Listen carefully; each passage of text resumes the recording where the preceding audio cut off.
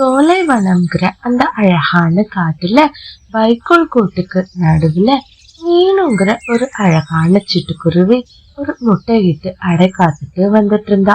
நான் இன்னைக்கு ரொம்பவே சந்தோஷமா இருக்கேன்.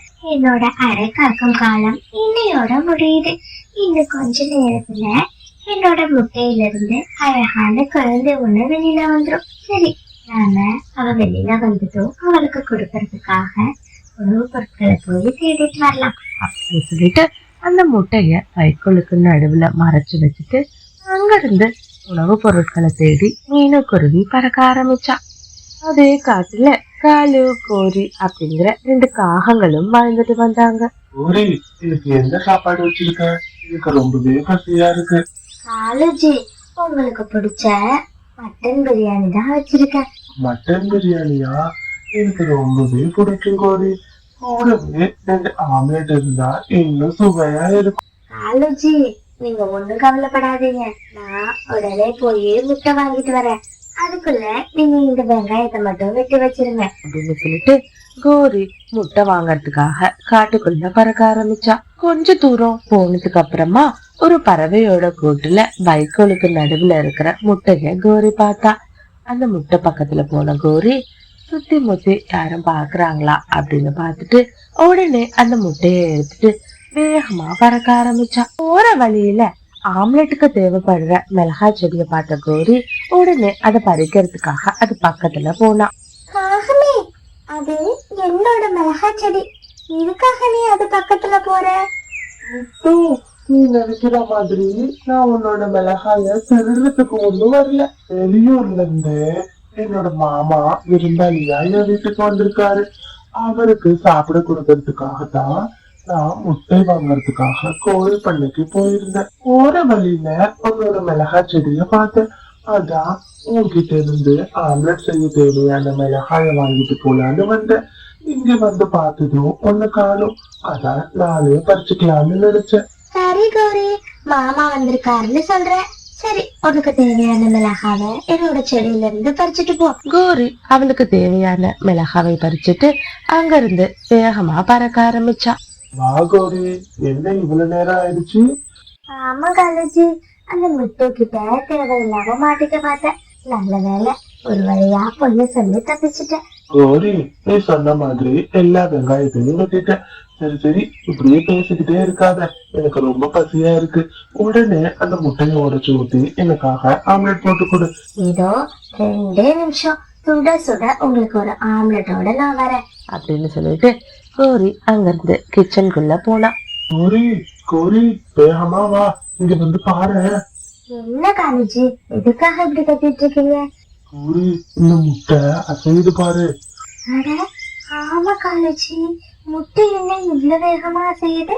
இந்த மாதிரி காகங்கள் பேசிட்டு இருக்கும் போதே அந்த முட்டை வெடிச்சு அதுல இருந்து ஒரு அழகான சிட்டுக்குருவி வெளிவந்துச்சு. முட்டையிலிருந்து வெளியில வந்த சிட்டுக்குருவி கோரியையும் காலுவையும் தன்னோட அப்பா அம்மான்னு நினைச்சு அவங்க கிட்ட சந்தோஷமா பேச ஆரம்பிச்சிச்சு. அம்மா, உங்களுக்கு என்ன பார்த்ததுல ரொம்ப சந்தோஷம்னு எனக்கு தெரியும். அப்பா, உங்களுக்கும் என்ன பிடிச்சிருக்குதானே அப்படின்னு சொல்லி கேட்டுச்சு.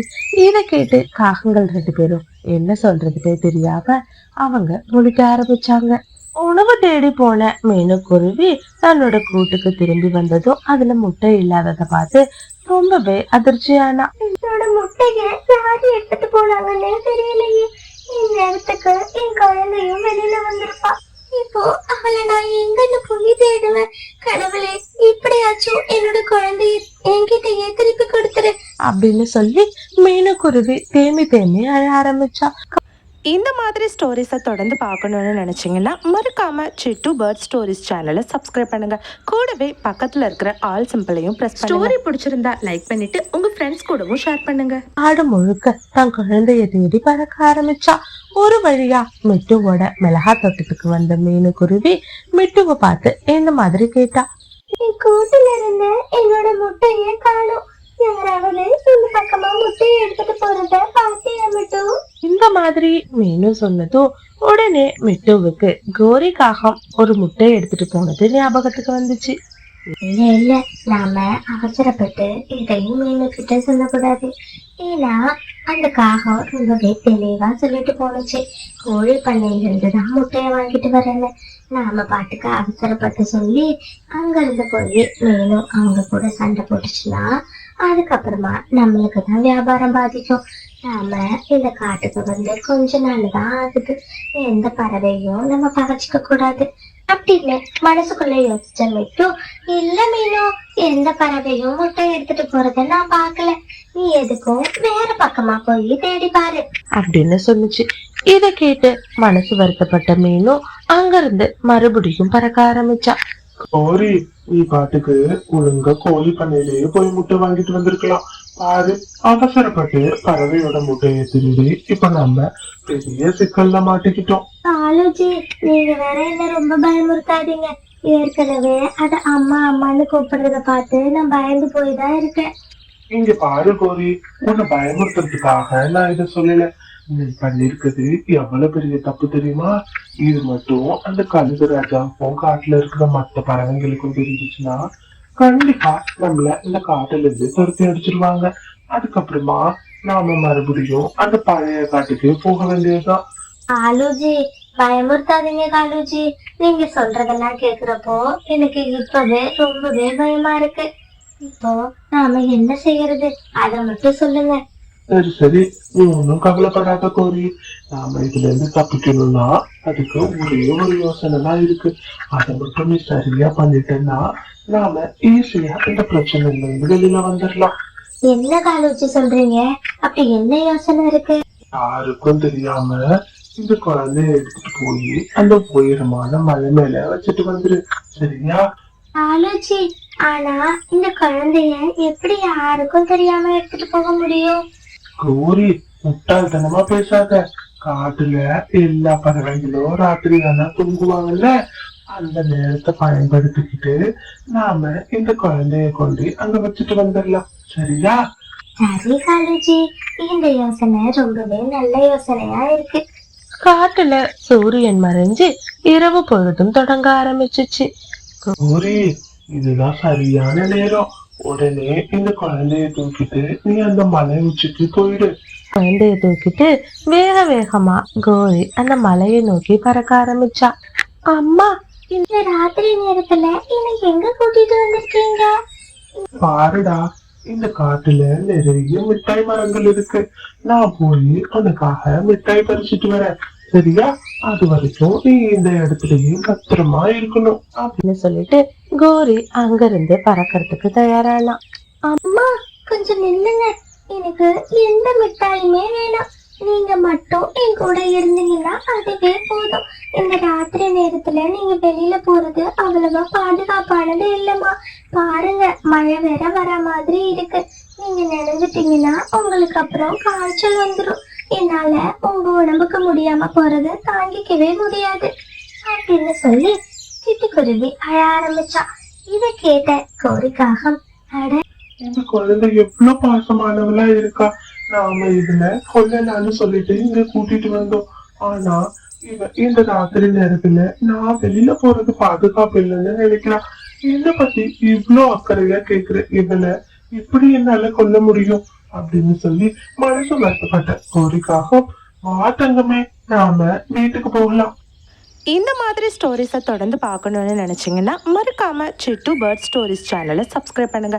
கூடவே பக்கத்தில் இருக்கிற ஆல் சிம்பிளையும் ப்ரெஸ் பண்ணுங்க. ஸ்டோரி பிடிச்சிருந்தா லைக் பண்ணிட்டு உங்க ஃப்ரெண்ட்ஸ் கூடவும் ஷேர் பண்ணுங்க. கோரி, என்ன காரியம் பண்ணிட்டு இருக்க? இதுக்காக நீ மறுபடியும் இவளை இங்க கூட்டிட்டு வந்த?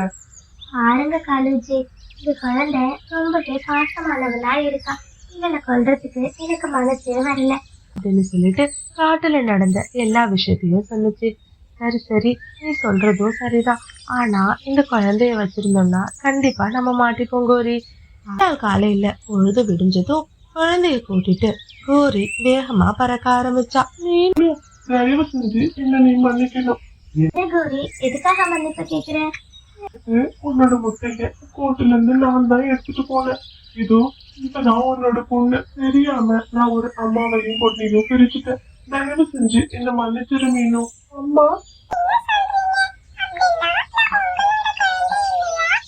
தங்கம், நீ மீனோட குழந்தைதான். முட்டையில இருந்து வெளியில வந்து முதல்ல என்ன பார்த்ததாலதான் நீங்க என்ன அம்மான்னு நினைச்சிட்ட. தயவு செஞ்சு இந்த கோரி ஆண்டியா மன்னிச்சிருடா தங்கம். நீ சொல்றதெல்லாம் உண்மையா? அப்போ இவதான் என்னோட குழந்தையா? ஆமா மீனு, இவதான் உன்னோட குழந்தை. கேட்ட மீனு ரொம்பவே சந்தோஷப்பட்டு தன் குழந்தைய கட்டி அழைச்சுக்கிட்டா. அம்மாவும் பொண்ணும் சேர்ந்ததை நினைச்சு கோரி ரொம்பவே சந்தோஷப்பட்டா. ஏடா தங்கம், நீ இன்னையில இருந்து உன் அம்மா கூட சந்தோஷமா இரு. இந்த கௌரி ஆண்டி அப்பப்போ வந்து உன்னை பாக்குறேன், சரியா? இங்க பாருங்க, எனக்கு நீங்க மட்டும் அம்மா கிடையாது. ஒரு அம்மாவும் எனக்கு இன்னொரு அம்மா தான். அவங்கள நான் எப்பயுமே ஆன்டின்னு கூப்பிட போறது இல்ல. இல்ல மீனுவோட குழந்தை சொன்னா. இதை கேட்ட கோரி ரொம்பவே சந்தோஷப்பட்டா. மட்டும் ரெண்டு அம்மா இருக்காங்க.